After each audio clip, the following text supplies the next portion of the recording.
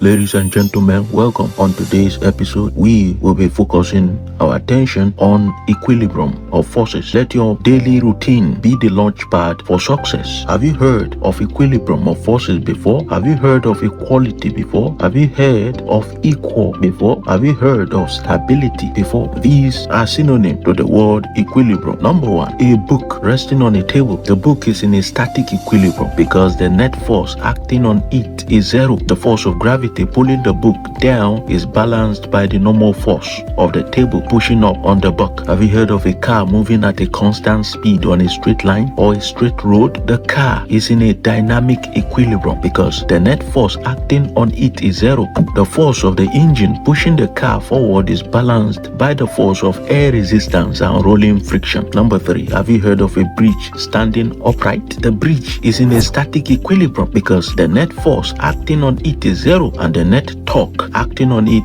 is zero. The weight of the bridge is balanced by the forces exerted by its support. So, if weight is acting downward, torque, tension, reaction will act upward. So, by definition, what is equilibrium of forces? Equilibrium is a state in physics where a system is not undergoing any acceleration. Underline that, not undergoing any acceleration. When a system is in equilibrium, the net force acting on it is zero. Take note of that. This means that the sum of all forces acting on the system or on the body must equal zero. So, from that definition, what are the triune properties of equilibrium of forces? If you look at that definition, number one, the body of mass, the body of weight, solid body, particularly now, the mass on the man or the woman or an object or a boy or a girl. All these are constant in physics. So without the body of mass, there won't be any action because the effect, the recipient of every action is the body. Number two, distance. We said that it remains at rest or moves in a straight line, which denotes distance. And the distance here is within the earth space. Number three, we can see the applied force. Two kinds of force are used here. We have the downward force, which is the weight, or we have the upward force, which is a reaction or tension. This force is termed tension and it acts in the opposite direction of the weight.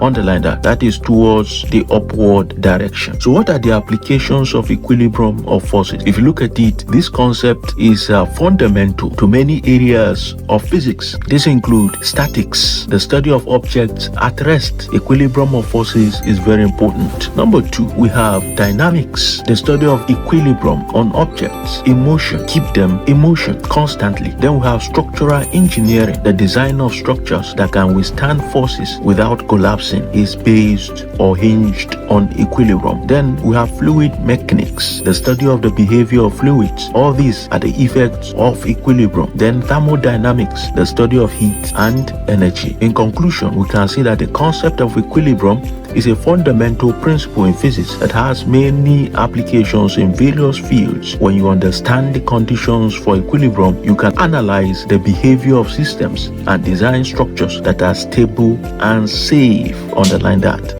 Connect to our social media handles at PhysicsBible, the Triune Physics, for latest update.